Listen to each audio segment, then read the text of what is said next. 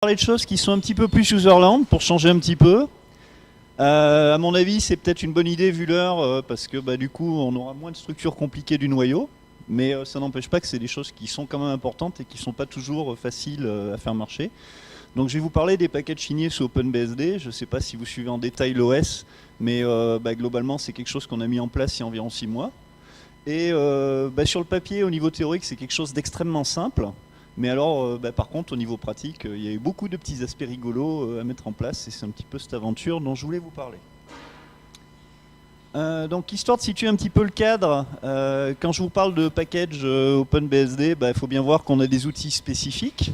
À savoir qu'il y a un petit peu plus de 10 ans, on a entièrement réécrit nos outils de gestion de package.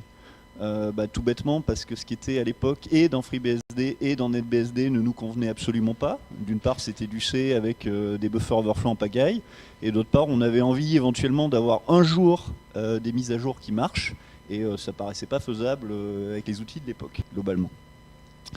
Depuis, FreeBSD aussi réécrit ses propres outils, puisque vous avez package.ng. Je vous cache pas que Baptiste Daroussin s'est pas mal inspiré de ce qu'on a fait dans Open, au moins sur beaucoup d'aspects de design en fait, même si c'est pas le même code.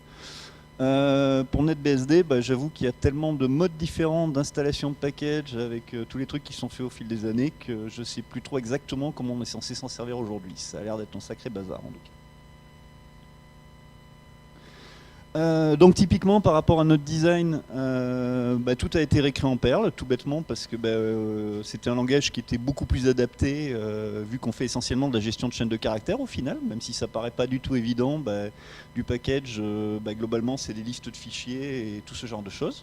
Puis quelques appels système par-ci par-là, mais voilà, c'est exécuter make info et ce genre de trucs, hein, globalement. Le pari a été réussi genre en 2006, puisque c'est à peu près à cette époque-là qu'on a eu pour la première fois des mises à jour de package qui marchent. Et puis on a continué à évoluer de diverses façons.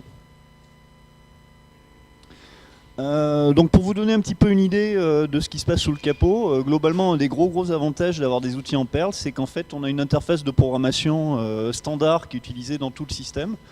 Donc au lieu d'avoir des bootscripts Ruby, des bootscripts Awk, des bootscripts Python, des bootscripts je sais pas quoi qui s'amusent à parser des listes de fichiers pour essayer d'en sortir des informations, on a une seule interface dans le système, ce qui permet d'avoir des choses extrêmement courtes et extrêmement puissantes. Donc là par exemple le petit bout de code que je vous ai montré, typiquement, c'est juste l'Ion Packing List, ce qui est en bas, OpenBSD Packing List from installation pour un certain package. Et ensuite, globalement, une packing list, donc une liste de fichiers dans un package, c'est un objet structuré avec différents types. Et si on veut extraire certaines informations, ce qu'on fait, c'est on implémente un visiteur. Donc typiquement ici, vous avez un visiteur typique, walk, qui ne fait absolument rien pour la plupart des éléments de la packing list, sauf qui extrait ce qu'on appelle les samples. Donc globalement, c'est les fichiers de configuration système. Ce bout de code, vous pouvez le trouver quasi verbatim dans la version courante de Sysmerge, par exemple, puisque Antoine Jacuto s'est servi de quelque chose de cette nature-là pour pouvoir intégrer la mise à jour des fichiers de configuration de package dans la mise à jour de tous les fichiers de configuration du système. C'est vraiment aussi débile que ça. Autre point important, c'est que en fait, il n'y a pas de cache. Typiquement, ça c'est un point de design délibéré. Tous les systèmes de package que j'ai essayé à droite à gauche, vous avez toujours des bases de données à la con, vous avez toujours des caches de package, et ça va toujours se chier dessus à un moment ou un autre, de façon diverse et variée. Soit parce que vous n'avez pas assez de place sur la partition considérée, soit parce que votre cache n'est pas à jour et puis qu'il a du mal à se connecter et que ça prend 2 jours. Ou alors que votre base de données binaire explose dans d'atroces souffrances. Je rejoins ici ce que disait Manu avant à propos de CVS, qui est totalement pourri par certains côtés, sauf qu'au moins c'est du fichier source, donc on sait réparer les trucs dedans. Alors que si vous faites du binaire sur de la base de données, c'est horrible. La notion de ne pas avoir de cache, globalement, on s'en sort en ayant des noms de package qui sont extrêmement standardisés, c'est-à-dire que vous avez vos options qui sont directement encodées dans les noms de package, c'est ce qu'on appelle les flavors dans OpenBSD. Et puis on a aussi pas mal normalisé les numéros de version. Initialement les mises à jour ça se faisait un petit peu à l'arrache, du genre ouais j'ai un autre package, ça doit être le bon. Puis maintenant on a des vraies comparaisons qui marchent. Et du coup on a réinventé des systèmes qui ressemblent à ce qui existe dans Free. On a une époque nous aussi, et on a un patch level, globalement, révision, qui permet de savoir exactement à quel package on a affaire. Une des façons dont ça marche depuis le début quasiment, c'est que du coup, lorsqu'on veut faire une mise à jour, on va juste commencer à télécharger le package, récupérer les méta-infos nécessaires et généralement on va s'arrêter là. C'est comme ça qu'on s'en sort en n'ayant pas de base de données séparée. C'est que globalement, on fait les choses just in time, on récupère un bout de package et on continue à travailler à partir de ça. Ça va avoir son importance par rapport à l'aspect signature.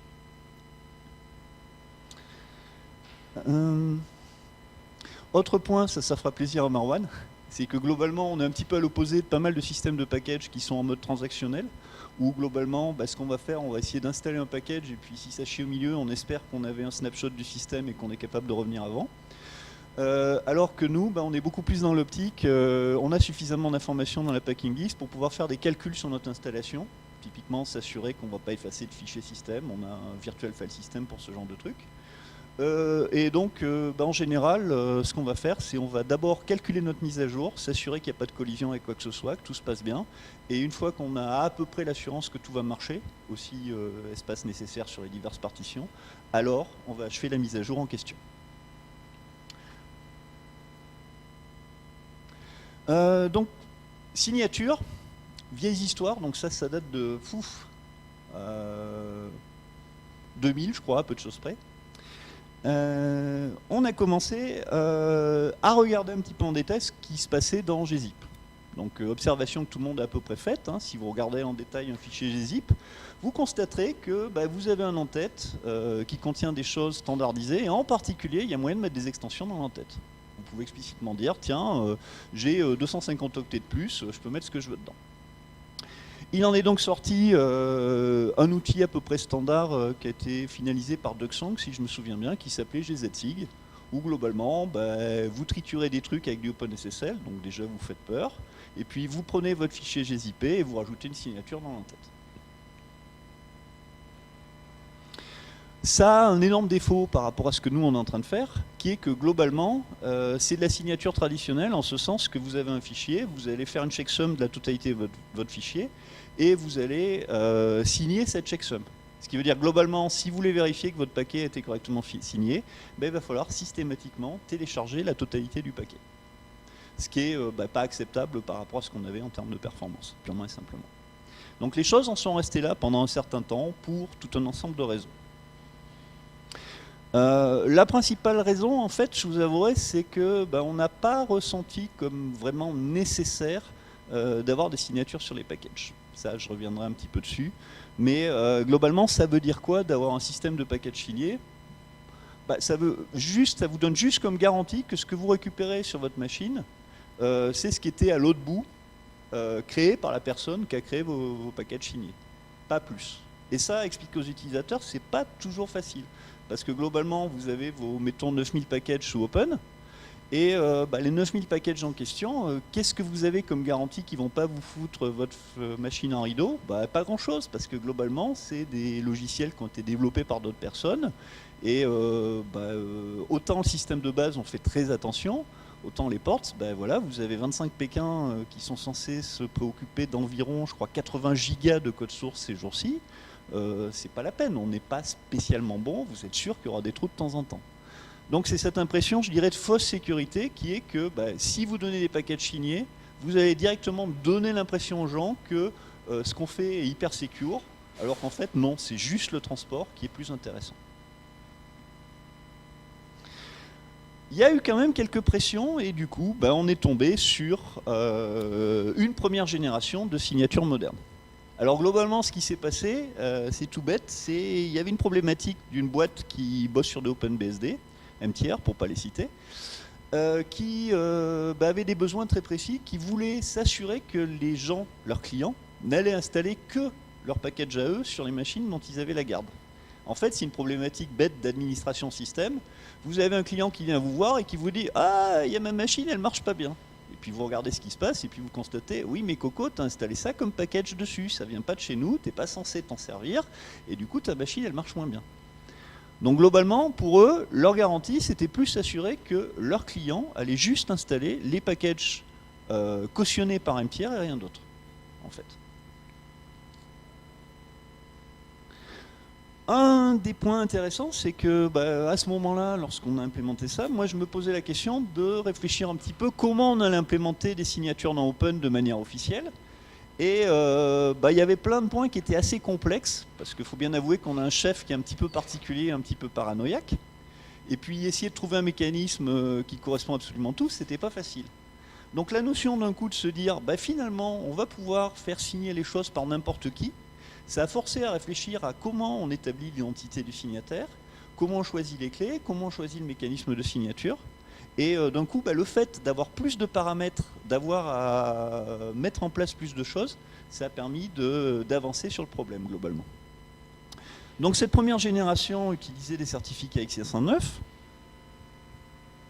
Et par contre, pour le reste, il a quand même fallu résoudre le fameux problème de GZSeed qui n'était pas du tout approprié. Donc à la base, on a déployé un système qui est fondamentalement pas très complexe, qu'on peut peut-être retrouver ailleurs. Je n'ai pas trop fait gaffe, regarder si ça existait à d'autres endroits. Où globalement, on signe juste la packing list. C'est-à-dire qu'en fait, vous avez un paquet qui donc contient un bordereau avec tous les fichiers. Et ce bordereau lui-même, en fait, il est checksumé. Ce qui veut dire que vous avez votre liste de fichiers dans votre package et vous avez associé à chacun des fichiers du package une checksum SHA-256 du fichier en question.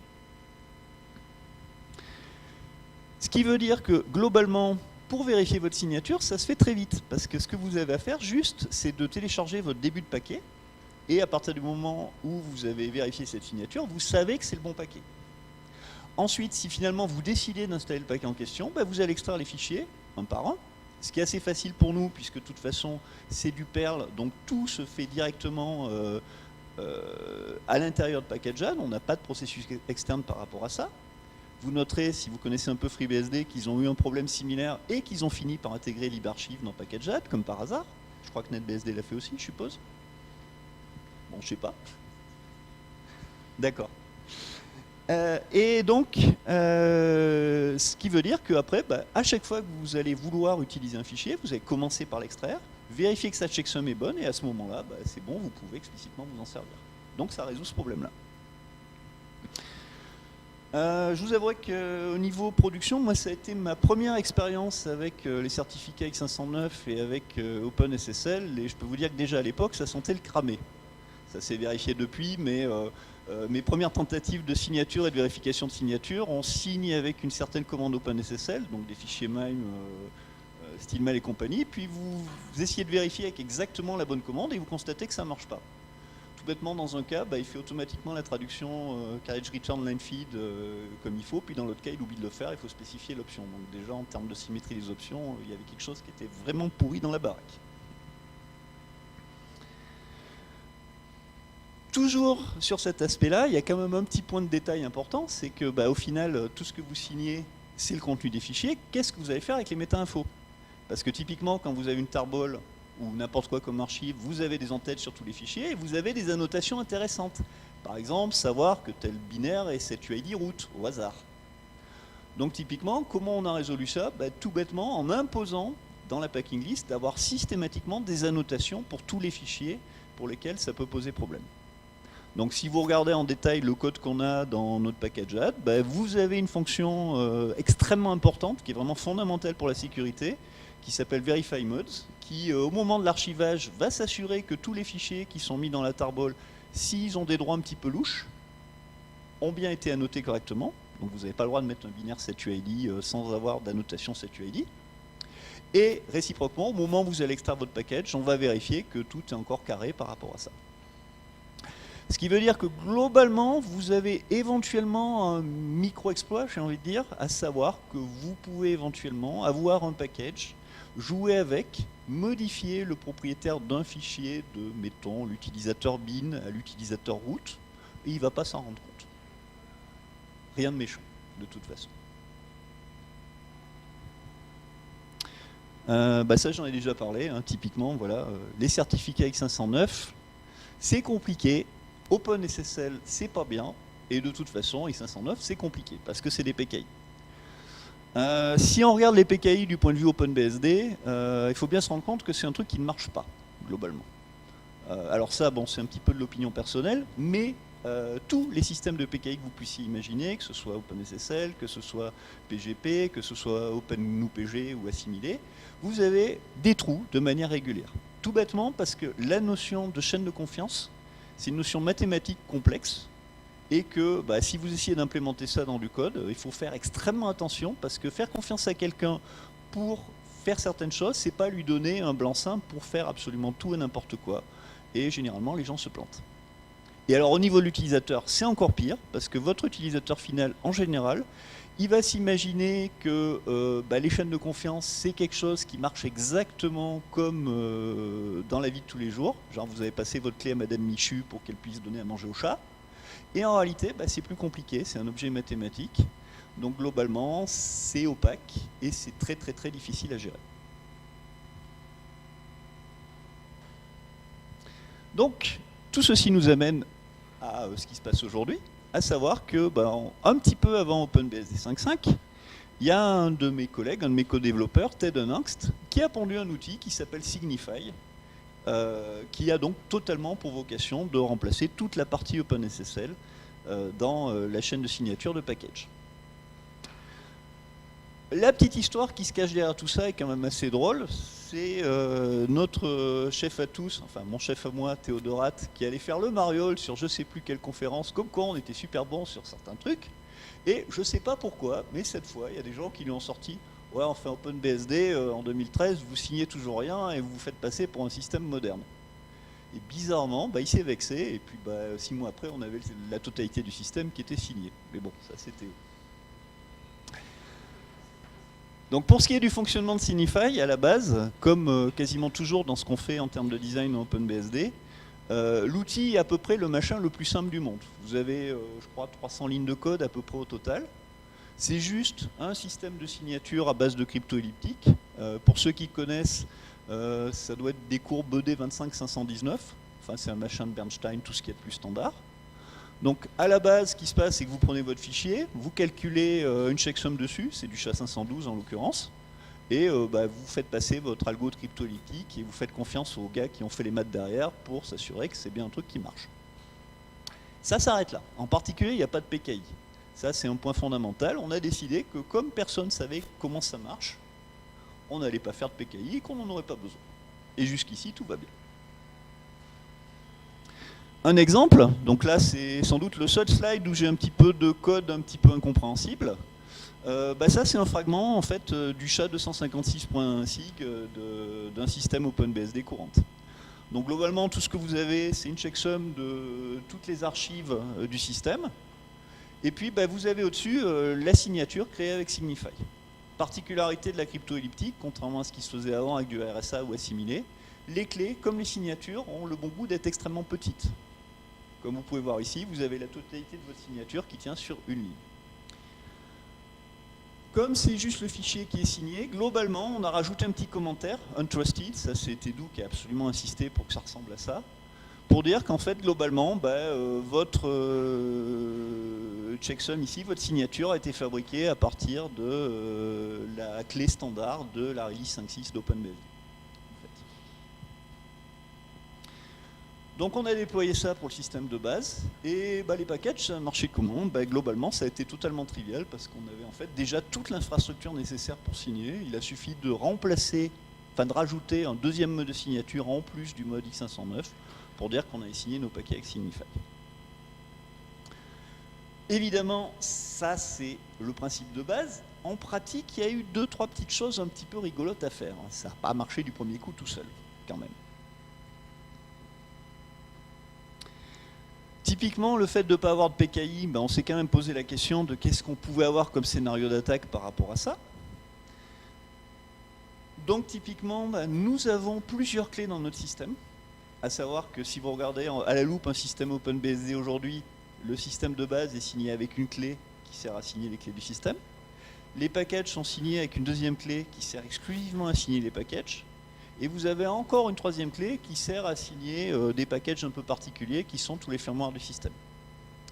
La raison est toute bête, elle est d'ordre pratique, c'est qu'au final, vous avez 3 personnes différentes qui signent ces 3 composants du système. Et donc ces 3 personnes ont chacun leur propre clé et ont chacun leur propre système de signature qui est quasiment totalement déconnecté du réseau. Pour s'assurer qu'il n'y ait pas de glitch au final, notre système de gestion de package, il va s'assurer qu'il a la bonne clé publique, à savoir que vous avez un répertoire OTC Signify qui contient toutes les clés publiques du système, et les packages ne peuvent être signés qu'avec des clés qui terminent en package.pub. Les clés de base du système doivent s'appeler base.pub et assimilées. Si vous essayez de signer un package avec, ça ne va pas marcher. Jamais.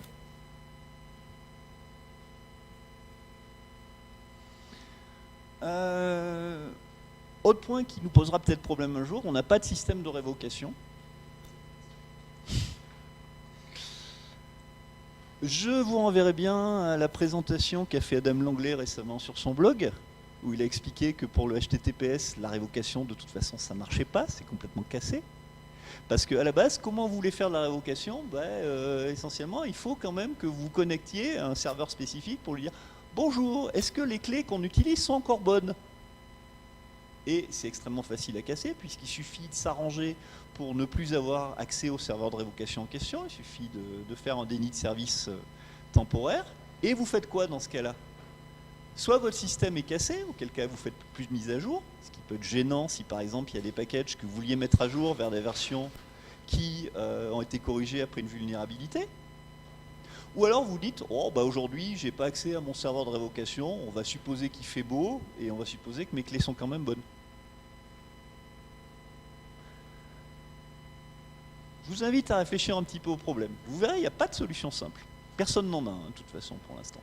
Il faudrait avoir un canal sûr en permanence pour pouvoir donner une liste de révocation. Si vous n'avez pas de façon d'assurer ce genre de choses, que vous pouvez éventuellement faire dans de l'environnement 1000def et encore, vous en sortirez pas. Donc on s'est arrêté là, explicitement en disant on ne va pas avoir de système de révocation, tout bêtement parce que ça ne fait pas partie des garanties qu'on offre aux utilisateurs, donc on ne va pas leur mentir là-dessus. En fait.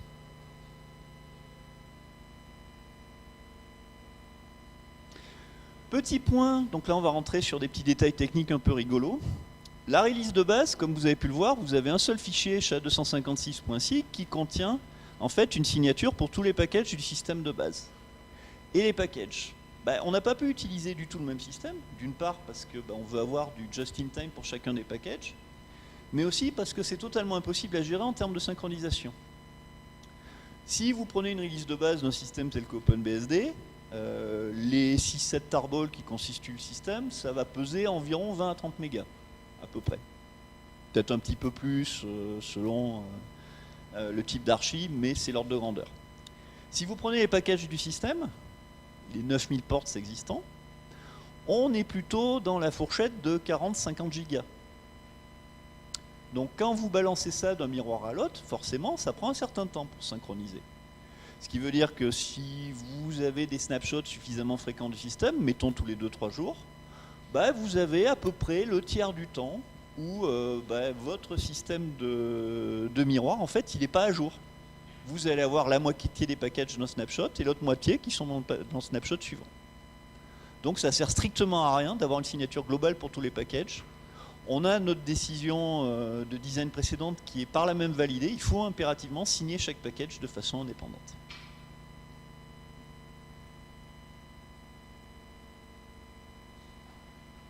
Alors comment ça marche pour signer un package? On va évidemment utiliser nos petits outils. Il y a juste un aspect un petit peu complexe, c'est qu'initialement la solution de départ avec les certificats X509, on supposait qu'on signait au fur et à mesure quand on construisait les packages.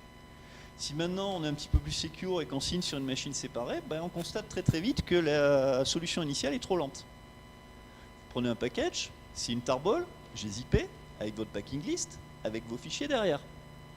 Vous fabriquez vos packages, vous les transférez sur la machine séparée, vous les signez. Ça veut dire quoi les signer? Ça veut dire décompresser la tarball, signer la packing list, refabriquer la tarball. Décompresser, recompresser, l'air de rien, sur 9000 packages, ça prend 2h30. Sur une machine récente, on a essayé de paralléliser, on a essayé de faire tourner ça proprement, on est sur de la bestiole avec 8 cœurs, ça prend 2h30. Et c'est là que on a décidé de sortir les trucs un petit peu crades qui marchent bien parfois. Une des fonctionnalités assez rigolotes de gzip dont vous n'avez peut-être pas conscience, c'est qu'en fait, vous n'êtes absolument pas tenu de faire un fichier gzip sous forme d'un seul fichier compressé une seule fois. Vous pouvez très bien prendre un fichier gzip, prendre un deuxième fichier gzip, concaténer les deux, bêtement, et quand vous avez passé ça dans gzip, ça va marcher tout seul. Globalement, le protocole est explicitement prévu pour que vous ayez la possibilité de prendre un fichier, de le compresser en plusieurs bouts, de recoller les morceaux gzipés les uns aux autres, et ça va marcher. Donc on a une solution un peu MacGyver, où globalement vous avez votre tarball qui a été gzipé, qui s'arrête juste après la packing list, ça c'est prévu dès la création des packages, qui continue sous forme de la même tarball, parce que forcément si vous laissez un enregistrement vide, il va dire à tard, c'est fini, et qui rentame un nouveau gzip juste après. Et ça marche de façon totalement transparente. Vous prenez votre package open, que ce soit avec package-add ou que ce soit avec du gz4 suivi par du tar. Aucun des outils ne se rend compte de la différence. Et du coup, l'énorme avantage, c'est qu'au lieu d'avoir à décompresser toute votre tarball, signer la packing list et recompresser la totalité, vous pouvez vous contenter de décompresser le premier chunk, le premier fichier gzipé. Vous avez votre packing list, vous la compressez, vous fabriquez votre début de tar, et vous n'avez plus qu'à copier la suite. On descend de 2h30 à 25 minutes. Moi je dis c'est pas mal.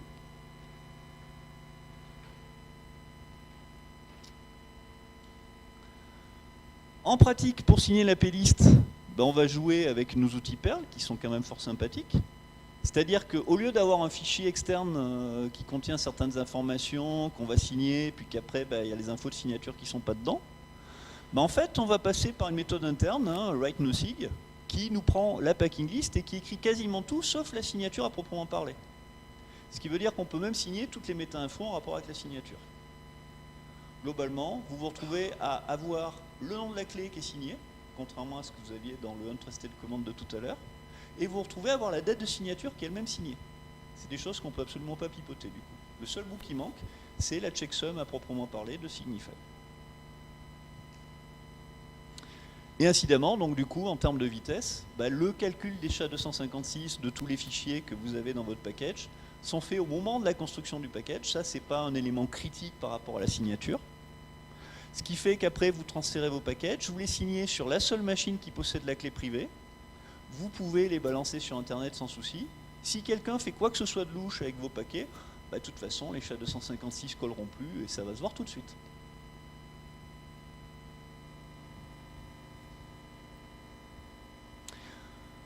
Où on reparle une fois de plus de cohérence. Donc je vous ai dit tout à l'heure qu'on avait quand même le petit souci qu'a priori, un snapshot complet de système de ports d'open, c'est 9000 packages indépendants.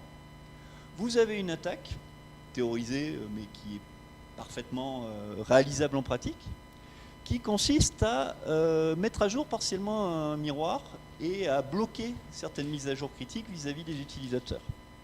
Imaginons par exemple que vous ayez un trou de sécurité dans CUPS. La version jusqu'à 1.7.3 de CUPS, il y a une vulnérabilité, si vous l'utilisez avec tel ou tel sous-système, blabla, ça va déconner. Bon, c'est assez fréquent dans le cas de CUPS, et en plus celle-là c'est une vraie.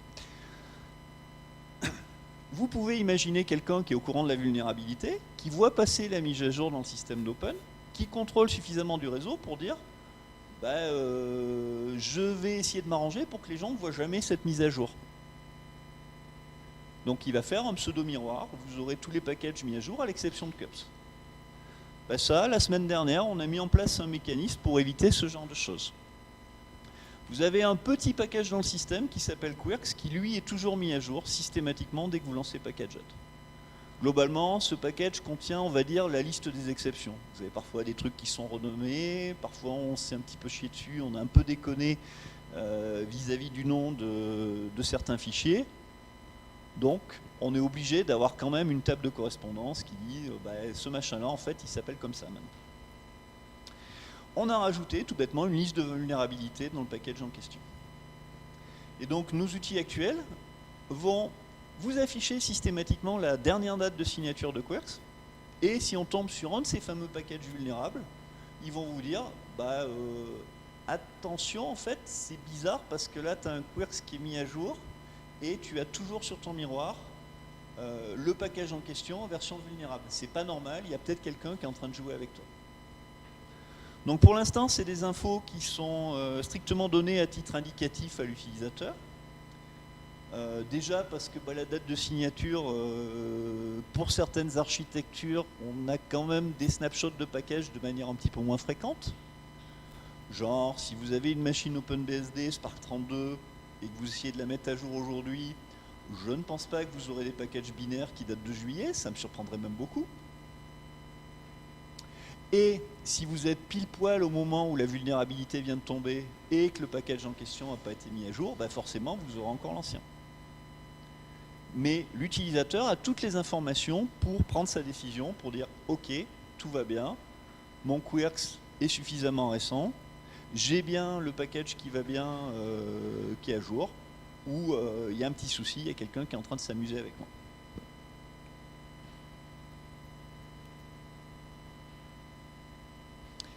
Et puis une fois qu'on a mis ça en place, on s'est rendu compte qu'on avait des choses supplémentaires qu'on pouvait faire et qui étaient aussi intéressantes.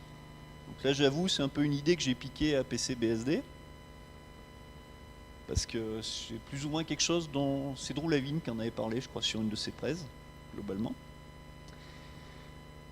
En fait, lorsque vous faites des mises à jour, vous allez avoir une quantité énorme de données qui va être téléchargée pour rien. Mais on s'est rendu compte finalement que en fait, vous avez du SHA-256 pour la totalité des fichiers d'un package donné. Qu'est-ce qui nous oblige en fait à avoir les fichiers dans l'ordre de la packing list? Rien. On a les noms. On a les SHA-256. Donc ce qu'on fait depuis un petit peu plus d'un mois, c'est garder un historique complet, en fait juste des checksums de fichiers de chaque package, et les réordonner au vol au moment où on fabrique le package. Alors, c'est tout bête. Vous prenez à peu près n'importe quoi comme package binaire, par exemple un GTK2 ou assimilé, et vous regardez par rapport à la dernière compile, quels sont les fichiers qui sont identiques et quels sont ceux qui ont bougé. Ceux qui sont identiques, vous les mettez à la fin de votre package. Ceux qui ont bougé, vous les mettez au début. Au moment où vous décompressez, quand vous faites une mise à jour, vous regardez vos fichiers, différents. Celui-là, il faut que je le récupère. Différent. Celui-là, il faut que je le récupère. Identique. Ah, celui-là, j'ai peut-être pas besoin de le récupérer.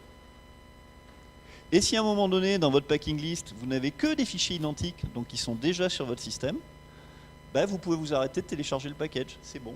Vous avez la totalité des informations nécessaires pour votre mise à jour.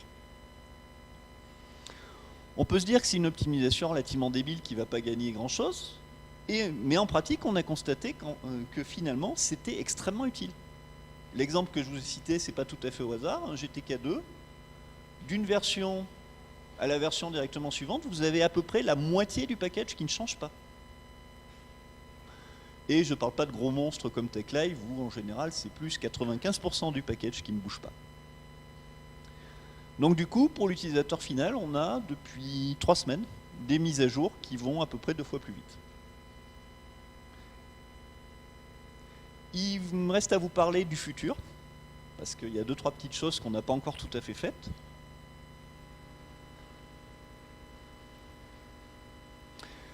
Typiquement, il y a encore le problème de qu'est-ce qu'on fait avec les miroirs. Chaque miroir se récupère quand même environ 50 gigas à chaque nouveau snapshot de package. Donc c'est ce que nous on appelle du fan-out. Vous avez la machine principale du système d'Open qui pousse les paquets à coup de cron tab vers les miroirs de niveau 1 qui eux-mêmes vont donner aux miroirs de niveau 2 et je crois que ça s'arrête là à peu près. Et on a des machines qui ont des connexions réseau telles que 40 à 50 gigas tous les 2 jours, elles commencent à tirer un peu la langue. Ça fait beaucoup par rapport à certains fournisseurs. Le problème, c'est que les solutions sont un petit peu compliquées. Je ne sais pas si vous connaissez un petit peu en détail le fonctionnement de AirSync. Il y a des gens qui se sont penchés sur l'idée de faire marcher AirSync avec gzip. Je vous renverrai par exemple sur un sujet assez similaire à la présentation de Percival sur Tarsnap, puisqu'il utilise des mécanismes assez quasiment identiques. Mais le problème est le suivant. AirSync à la base est parfaitement capable de vous transférer uniquement les bouts d'un fichier qui ont changé. Par contre, à partir du moment où vous compressez, c'est fini, parce que le premier octet qui bouge va vous changer toute la suite de votre fichier. Donc il y a moyen de jouer un petit peu avec gzip pour essayer de faire quelque chose qui passe à travers du AirSync. Globalement, ça revient à essayer de trouver des points de synchronisation dans votre fichier gzip où vous allez pouvoir remettre à zéro toute votre machine de compression de manière à avoir le fichier qui est identique derrière si les données n'ont pas bougé. Mais en pratique, c'est assez fragile. Et puis si vous regardez un vrai système, ça, problème standard, en fait, vous avez le plus souvent 4 ou 5 versions différentes de la bibliothèque gzip dans votre système. Ce qui veut dire qu'il faut toutes les mettre à jour, s'assurer qu'elles marchent bien, que le patch en question est généralement différent entre la version 1.2.3, la version 1.2.7 et la version 1.2.8 pardon, de la zlib. C'est pas du tout simple. Autre souci, c'est que dès que vous changez d'algo de compression, ça va plus marcher. Le jour où vous décidez de compresser vos packages avec du bzip 2 ou du XZ, bah vous avez perdu, c'est absolument impossible de faire du rsync avec. Par contre, on a une solution basse technologie. Ça se repose encore une fois de plus sur cette fameuse idée de chunk gzip. À savoir qu'on a une certaine granularité sur nos packages où on sait au final que tous les fichiers qui sont au bout du package ne vont pas changer. Donc il suffit globalement de s'arrêter tous les quelques packages, de dire tiens, on va réutiliser notre compression à zéro, on va faire une nouvelle archive gzip, et si tout va bien, si on tombe à peu près au bon endroit, bah, on sait que au final notre fichier ne va pas bouger. Le petit souci qui reste à régler, c'est que bah, du coup il faut virer certaines informations de la tarball, parce que forcément si vous avez la date de construction du fichier dans votre tarball, bah, vous avez perdu, parce que d'un snapshot au suivant ça va changer. Donc on va vraisemblablement remettre toutes nos timestamps de fichiers à 1970 et marquer des informations explicites de timestamp à l'intérieur de la packing list elle-même. Et bah, le deuxième point intéressant, c'est que forcément votre début de fichier change. Donc si vous voulez assurer des points de synchronisation, bah, il va falloir découper votre gzip en comptant à l'envers. Vous partez de la fin de votre archive et vous dites par exemple tous les 10 fichiers on va s'arrêter. Ce qui fait que comme ça, bah, si vos 10 derniers fichiers n'ont pas bougé, bah, vous avez l'assurance d'avoir exactement la même archive. Si 10 fichiers d'avant n'ont pas bougé, vous avez l'assurance d'avoir la même archive, ainsi de suite. Et si le début bouge, bah, c'est pas très grave. Donc ça, il faut qu'on expérimente un petit peu avec. On ne sait pas trop, globalement, pour l'instant, qu'est-ce qui va bien marcher, si c'est une bonne idée de le faire tous les 10 fichiers, ou si c'est une bonne idée de le faire tous les 50 mégas, par exemple. On ne l'a pas déployé aussi, tout bêtement, parce que bah, ça implique, là, pour le coup, de mettre à jour les machines de signature. Et, comme vous l'avez compris, bah, elles ne sont pas connectées au réseau en général, donc on ne fait pas ça tous les 2 jours, globalement. Plus, bah, de préférence, faire des tests dans notre coin avant de déployer ça pour l'ensemble du monde. Donc globalement, les packages réordonnés, c'est des choses que vous aurez dans OpenBSD 5.6. C'est sûr, ça a été déployé. On a été très surpris de constater qu'il n'y avait absolument rien qui cassait. Moi, j'étais à peu près sûr que j'avais pété la moitié des choses et que j'allais passer mon hackathon à tout corriger, mais finalement, ça s'est bien passé. Et bah, les miroirs plus efficaces qui vont synchroniser 2 fois plus vite, ça on peut s'attendre à avoir ça juste après la 5.6 globalement.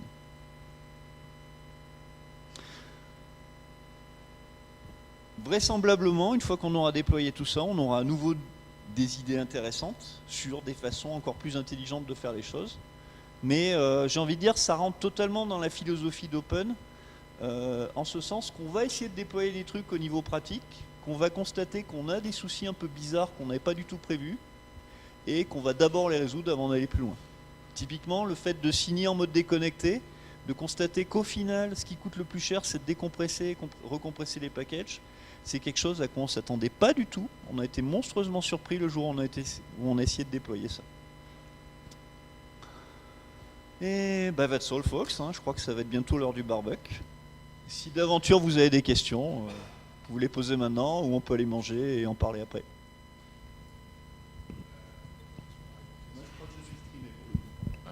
La clé privée, elle est sur un seul serveur? Il est où? Il y a 3 clés privées. Oui, 3, mais... Il y a 3 clés privées. Non, elles ne sont pas toutes sur le même serveur. Il y a une clé privée qui est dans les sous-sols de Théo sur une de ses machines, une autre qui est sur le système de ports, donc globalement qui doit être aussi dans le sous-sol de Théo, mais c'est Nadi qui s'en occupe. Oh bah, il faut voir les photos du sous-sol, hein. Il y a du bazar hein, là-bas. Hein. Système de climatisation, liaison spécialisée, tout. Non, non, eh ben, on régénérera des clés. Non, non, le principe, c'est vraiment, on est sur du low-tech par rapport à ça, à savoir qu'on a installé les clés au départ, et puis que... bah, ouais. Mais après, bah, typiquement, en termes de réputation pour distribuer les nouvelles clés, pour l'instant, on a un rollover débile qui est que quand on génère une release, on la fabrique avec la clé actuelle et on a aussi la clé publique de la suivante. Et en principe, on va virer les anciennes clés publiques au fur et à mesure. Mais on se repose entièrement sur de la confiance humaine, j'ai envie de dire. Hein. Pour la suite, vous savez que vous avez la release officielle d'OpenBSD, tout bêtement parce que tous les devs OpenBSD vous ont dit ça c'est la clé publique, tu as l'empreinte, tu peux t'en servir et ça marche. Si on a quoi que ce soit de catastrophique, genre une intrusion dans le sous-sol de Théo, on aura d'autres soucis que le simple vol de la clé privée, de toute façon. Donc c'est pas vraiment un souci. C'est pas une question, c'est une remarque sur la révocation dans les certificats X509 pour HTTPS. Alors, il y a effectivement un problème qui est qu'il faut pouvoir contacter le réseau. Avec un cas typique où ça marche pas, c'est quand on est face à un portail Wi-Fi où on n'a pas encore l'accès. Il y a une solution à ça, ça s'appelle OCSP Stapling, où en gros le serveur HTTPS va attacher à sa présentation de certificat une signature de l'autorité de certification. C'est-à-dire qu'à chaque fois, il se reconnecte à l'autorité de certification. Néanmoins, ce n'est pas implémenté partout. Et la situation aujourd'hui, elle est catastrophique parce que j'ai mené des tests sur mes usagers. 34% des navigateurs acceptent un certificat révoqué sans brancher. Et alors qu'ils ont le réseau. C'est exactement ça le problème. Hein. Globalement, on a mis en place une solution qui est pédagogique vis-à-vis de l'utilisateur. On lui garantit rien sur lequel on n'a pas d'assurance. Et tous les aspects acceptés des autorités qui ne vont pas, on va essayer d'éviter. C'est pour ça aussi qu'on a ce réflexe d'avoir une clé qui correspond pile poil à une fonctionnalité et que le système va systématiquement refuser quoi que ce soit d'autre, hein, tout le temps. Vous faites quand même du best effort parce que vous faites de la révocation de paquets signés, puisque vous avez une liste de trucs qui sont suspects. Donc vous en faites de la révocation. Et c'est bien. C'est pas exactement de la révocation. On est en train de dire que non, on fait de la publication de vulnérabilité. C'est pas la même chose pour moi.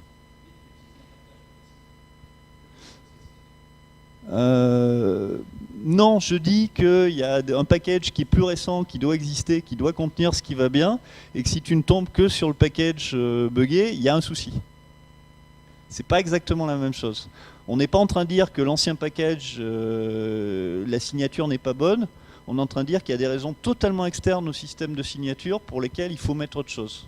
Moi, je considère qu'au niveau fonctionnel, ça ne rentre plus du tout dans le cadre des PKI, quoi qu'il arrive. Mais bon, on peut arguer là-dessus, on est d'accord. D'autres questions? Ouais, je crois. J'espère que vous avez compris, hein, sinon vous poserez des questions après. Merci.